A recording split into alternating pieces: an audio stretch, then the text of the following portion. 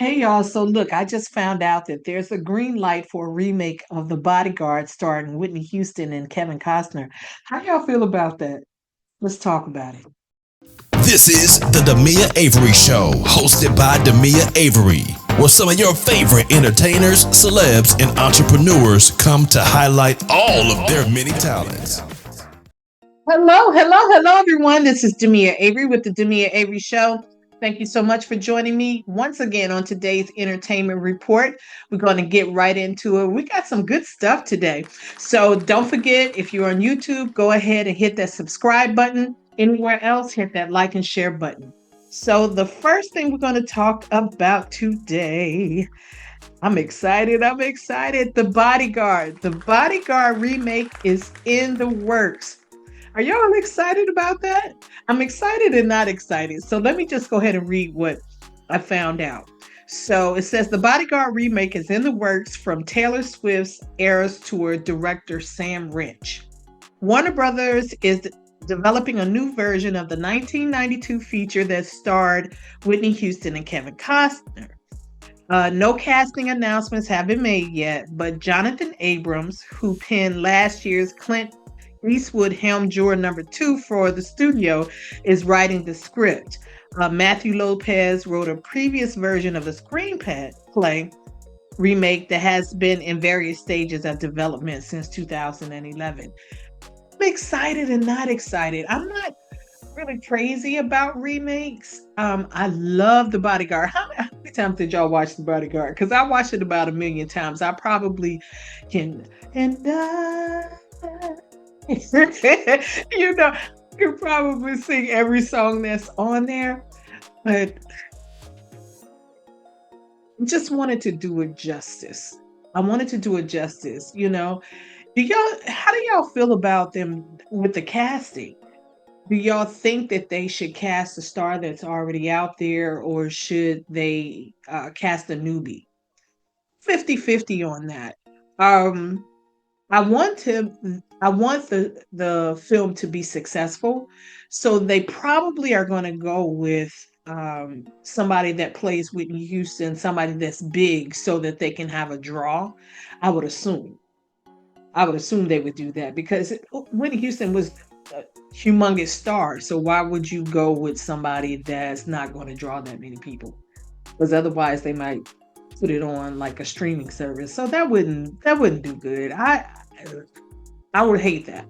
But you also want to give new actors a shot, and it might be somebody that's amazing at it. So I'm kind of 50-50 on it. Y'all tell me what y'all feel about it. And don't y'all miss Whitney? I miss Whitney. Nobody does it like her. You'll never get that voice. You'll never get that voice. And that's one of the things I'm kind of afraid about, because it was not only just a great story, it was the dynamic vocal soundtrack and everything that went along with it. So I'm kind of scared about what they're going to do with that.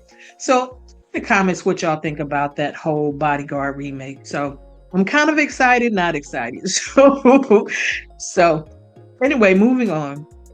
Let's talk about this Netflix version of Pop the Balloon. So I've watched the Pop the Balloon on social media, and it's one of them strange obsession things, like you watch it, you're like, I don't know why I'm watching this mess. I don't know why I'm watching this mess, because it's simple, you either like them, you pop the balloon for whatever your reason. Sometimes it's just stupid reason. I don't like his toe, but some reason you still watch it, and of course it's all the sensation and everything, and of course Netflix picked it up. Now, once I believe it aired this weekend, so it actually has been getting mixed reviews. And to be honest, the reviews mostly have been swaying on the negative side. So I'm just going to read a couple of things that I saw here. It says the show didn't feel authentic. It feels like paid actors. Um, I saw absolutely horrible, watered down. I was kind of skeptical about watching it on Netflix because I wasn't sure. So these don't give me much confidence in watching it. Anyway, it says absolutely horrible, watered down. Netflix ruined the show with gentrification.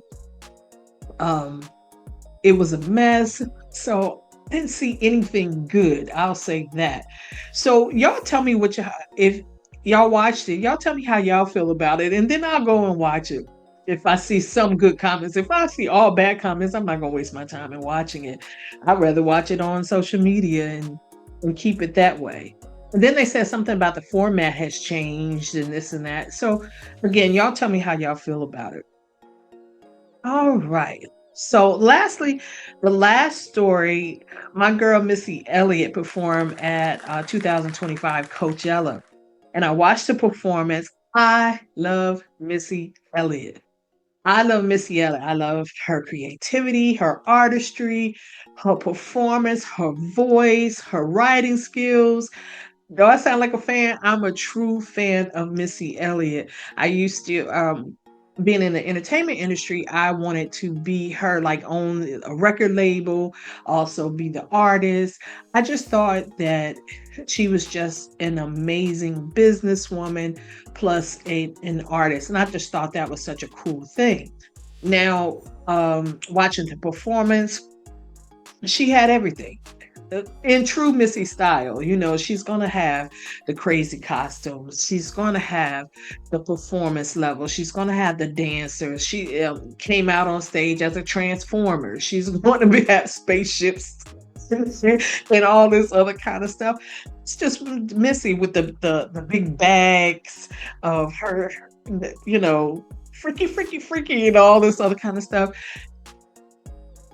That's just who she is, and I love it. And if you grew up in that generation, you understood what she meant to the culture.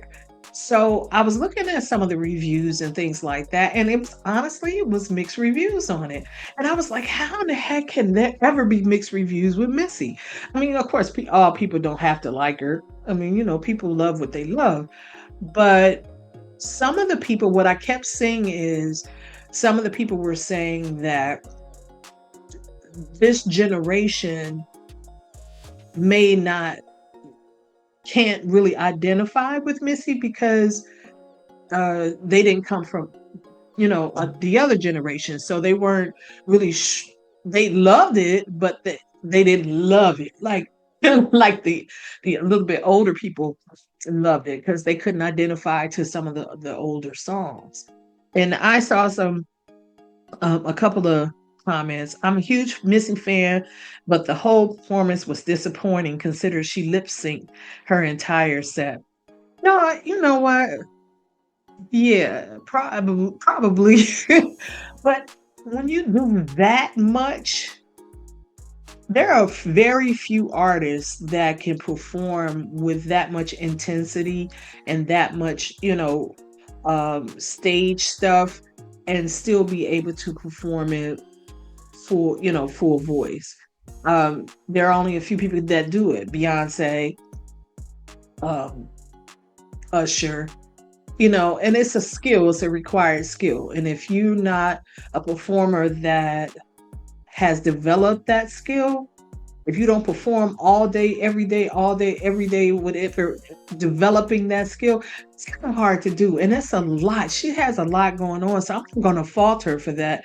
And, she has performed so much throughout her career.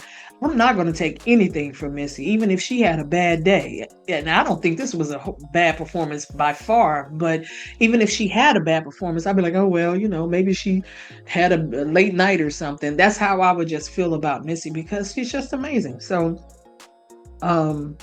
yeah, somebody I kind of agree with me. They said still not over Missy Elliott's performance last night. The set, design, visual costumes, her presence, the way she gave her dancers the shine, and the fact that her hits are nearly 3 decades old, yet still sounds fresh as F, iconic-ish, penned another. They said the crowd is dead, and I agree with them I mean, they clapped and they danced, but and if it had been another generation, it would have been a whole different type of crowd. They said they don't even know who she probably is. That's the saddest part.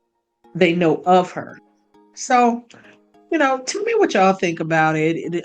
How did y'all feel about the audience reaction? How did y'all feel about her performance?